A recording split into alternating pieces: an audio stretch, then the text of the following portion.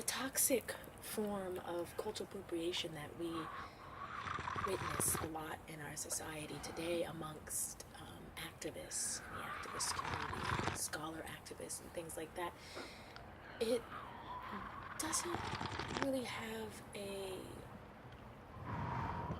goal in mind.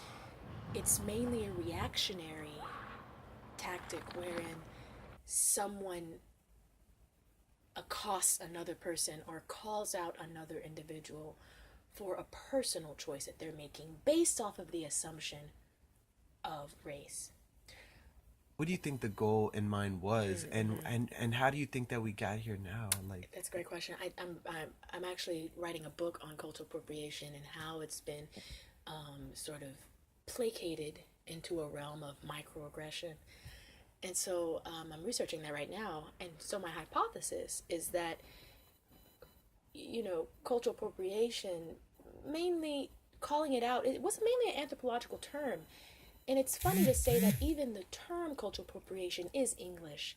And so if you're speaking English and you're not European, then you should shut the fuck up because you shouldn't be speaking English. That's cultural appropriation. So we need to draw the line between a colonizer forcing the erasing of a culture, as mm-hmm, in when Anglo-Saxons were forcing enslaved Africans to be Christian. mm-hmm, That is real cultural appropriation. That's the dangerous form of cultural appropriation, mm-hmm, wherein you have and it's not even dominant. European culture is not a dominant culture in this world. We can't even say what the dominant culture is really because we're so mixed up at this point. But however, you had one culture, a European culture, centered around religion, attempting to make the whole culture of those who were born of African ancestry at that time during the enslavement period, forcing them to become Christian. And I think that some of the anger directed towards white people with dreadlocks, directed towards Mexicans with bendies, is coming from the misplaced understanding that this is what we should be focusing on. We shouldn't be focusing on policing people on their personal choices because we are assuming that they are of a certain background, because that in of itself is very dangerous. Because why? You could be wrong. I think that originally the point of of having a theory of cultural appropriation was really just to educate people on, why you shouldn't wear blackface, or why it's wrong that, H&M or Urban Outfitters capitalizes off of the Native American print when you have Standing Rock going on and these communities are suffering. I think, and as a yogi, I practice gaining control of my actions and my behaviors, and then I I can choose where I want to direct my passionate energy towards ending oppression, which is very great. I'm not saying that we shouldn't be hyper aware, but we should be less hypersensitive in that we have to become strong if we really want to, you know, tackle this oppression thing that we're all feeling, and we're all feeling it. And so it doesn't make sense when you want to educate someone on where a cultural item comes from or cultural practice. It doesn't make sense that as an educator that you're mean to them or that you try to hurt them, because mm-hmm. that is not a teacher. A teacher is someone who is grounded and they don't feel threatened by someone who knows less than them. As more and more science, more and more historians are starting to admit that all of the people's cultures on this entire planet have been connected for a very long time. We've never been separate.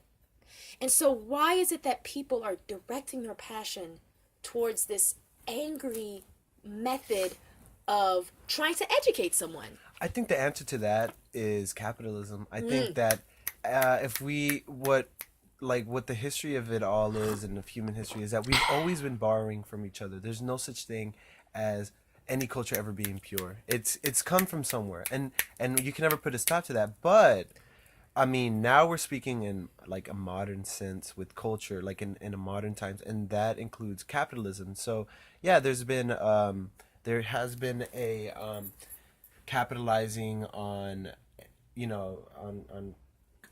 yeah, appropriating other people's cultures, and then like kind of like creating an erasure from these, like not giving them any acknowledgement, and for minorities to continue to be marginalized.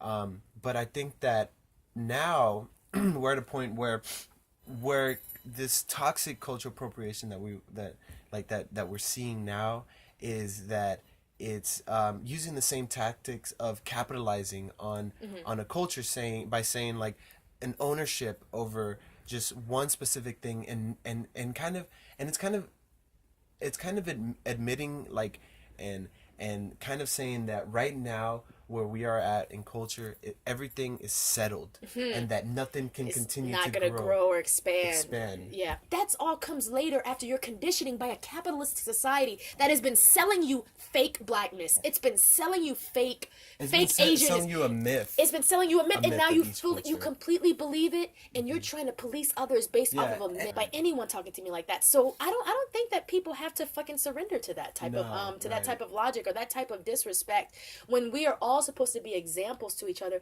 And yes, I get it. We've been pushed over the edge. Black people, we've been pushed over the edge. We see how many people are actually standing up against oppression. It's not just black people. It's a lot of people all over the world. Right. And it's in countries where people don't even, black doesn't even make sense because it was created specifically for America to enslave Africans. Right. And so we have to take a more global perspective. It sounds to me like the same logic that a corporation would say dreadlocks are unprofessional. Right. And it's like, I'm sure, I don't see, the myth is that white dreadlocks don't look as good as black dreadlocks. So why aren't there more white people coming out and saying that? Well, it's because it's not that big of a problem as people are painting it out to be. You know what I'm saying? The problem is this mindset that you're using. Just like a corporation tells someone that they can't wear dreadlocks, they're telling them because blackness is attached to dreadlocks and that you see more black people wearing dreadlocks these days.